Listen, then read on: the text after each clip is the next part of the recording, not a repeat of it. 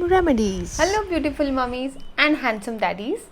आज का मेरा वीडियो बहुत इंपॉर्टेंट है क्योंकि मैं आपको बताने वाली हूँ कि जब आपके छोटे से बच्चे को सर्दी या ज़ुकाम हो जाए तो आपको क्या करना चाहिए। तो मैं आपको कुछ टिप्स दूंगी जो कि बिल्कुल ट्राइड एंड टेस्टेड है। मैंने अपने दोनों बच्चों पे उनको ट्राई किया है और उनको बहुत रिलीफ मिलता है। आपके बेबी 0 to 6 मंथ्स की एज ग्रुप में है और आपको पता लग रहा है कि सिर्फ अर्ली साइंस ऑफ सर्दी और खांसी है, तो आप ये रेमेडीज़ बिल्कुल ट्राई कर सकते हैं। तो मैं आपको पहली टिप देती हूँ।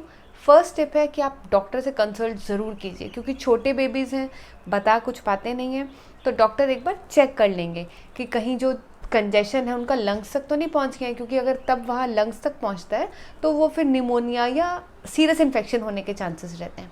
तो आप ऐसा कर सकते हैं, एक बार डॉक्टर के पास जाइए, जब वो बोले कि हाँ ठीक है, नॉर्मल है, तो आप होम रेमेडीज़ ट्राई कर सकते हैं। 1-2 दिन के बाद मेडिसिन स्टार्ट कर सकते हैं, बट हाँ डॉक्टर के प्रिस्क्रिप्शन में ही आपको, सुपरविजन में आपको रहना है। सेकेंड टिप जो है स्टीम इनहेलेशन, ये हर डॉक्टर प्रिस्क्राइब करता है, चाहे छोटे को सर्दी हो या किसी बड़े को सर्दी हो। स्टीम बहुत इफेक्टिव होती है। उससे क्या होता है ना, जो नेज़ल पैसेज होता है वो एकदम से खुल जाता है और बच्चे को बहुत रिलीफ मिलता है। उससे बच्चे को सकिंग में भी प्रॉब्लम नहीं होती है, फीड करते हुए भी कोई प्रॉब्लम नहीं होती है। तो स्टीम इनहेलेशन बहुत ज़रूरी है। तो स्टीम कैसे लेना है, आप अपने बेबी को शोल्डर पे कैरी कर सकते हैं और पीछे से स्टीमर चला सकते हैं। ध्यान बहुत रखना है क्योंकि स्टीम से जलने के चांसेस रहते हैं, तो आपको दूर से ही बेबी को स्टीम देना है। आप रूम में स्टीमर ऑन कर सकते हैं और उसको गोदी में लेके बैठ सकते हैं, और जैसे मैंने आपको दिखाया वीडियो में, इस तरीके से आप उसको स्टीम दे सकते हैं। तो मेरा ये बिल्कुल नॉर्मल वाला स्टीमर है, जैसे इससे हम लोग भी स्टीम ले लेते हैं।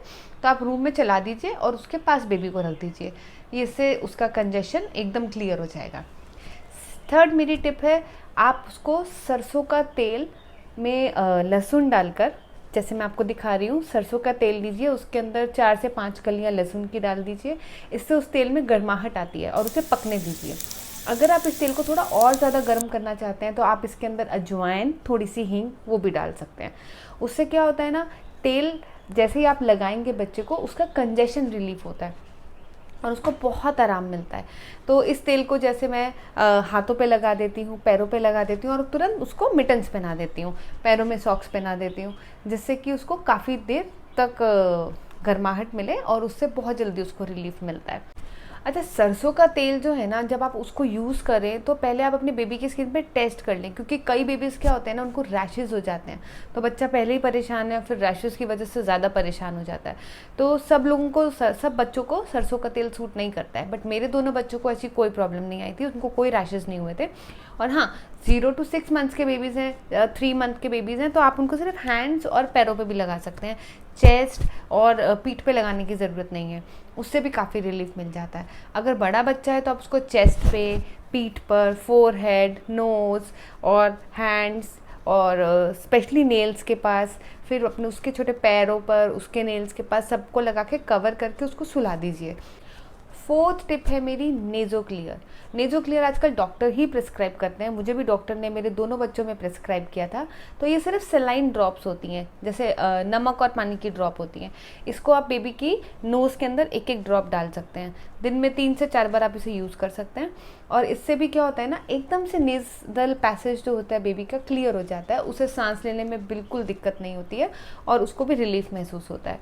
और सबसे स्पेशल बात क्या है ना, आप इसे ब्रेस्ट फीडिंग के 10 से 15 मिनट पहले डाल दीजिए बच्चे की नोज़ में।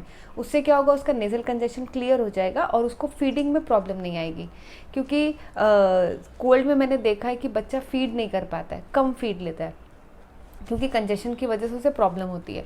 तो एक 5th टिप है अजवाइन की पोटली। क्यूट है ना नाम। इसमें आप क्या करेंगे, आप एक तवे के ऊपर अजवाइन को थोड़ा ड्राई रोस्ट कर लेंगे, और जब वो गर्म हो जाए तो उसको एक साफ़ सुथरे से कपड़े के अंदर आप अजवाइन डाल दीजिए और उसकी पोटली बना लीजिए। चाहे तो मैंने तो इसको रबर बैंड से ही वो कर दिया, आप इसको बांध भी सकते हैं। और फिर ये जो पोटली बनी है थोड़ी वार्म होनी चाहिए, इसको आप अपने बच्चे की नोज़ के सामने रखिए, जैसे कि वो उसको इनहेल करे, सांस ले उसके सामने, और आप उसको उसकी चेस्ट पे भी थोड़ा कंप्रेस कर सकते हैं, थोड़ा लगा सकते हैं गरम गरम। तो ध्यान रहे कि थोड़ा सा वार्म होना चाहिए हमेशा। तो जब भी आपको ये पोटली यूज़ करनी है, आप उसको किसी भी हॉट प्लेट या फिर किसी पे हल्का सा गरम करें और फिर बेबी के नोज़ के सामने रखें। ध्यान रहे कि ज़्यादा गरम ना हो, पहले उसको टेस्ट कर लें, कि 6 टिप है हॉट कंप्रेसेस। हॉट कंप्रेसेस आप कैसे करेंगे, जैसे सिकाई करना जिसको बोलते हैं, गरम सिकाई करना। आप कोई भी हैंकी ले लीजिए या कोई टॉवल ले लीजिए, उसको गरम कर लीजिए।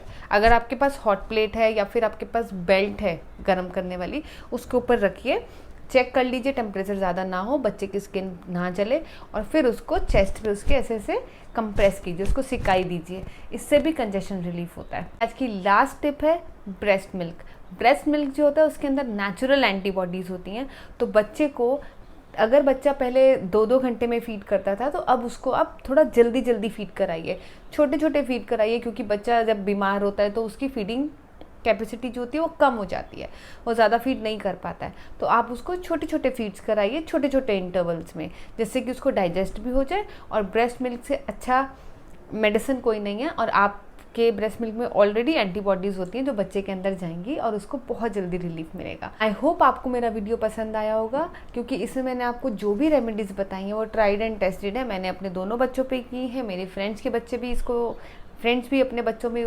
करती हैं इनको इस्तेमाल, तो इससे बहुत रिलीफ मिलता है। और हाँ, अगर आपको थोड़ा भी लगे कि बच्चे को ज़्यादा प्रॉब्लम हो रही है, तो डॉक्टर से कंसल्ट करना ना भूलें। अगर आपको मेरा वीडियो पसंद आए तो लाइक, शेयर एंड सब्सक्राइब ज़रूर कीजिए, और अपने बच्चों का ध्यान रखिए। Happy winters.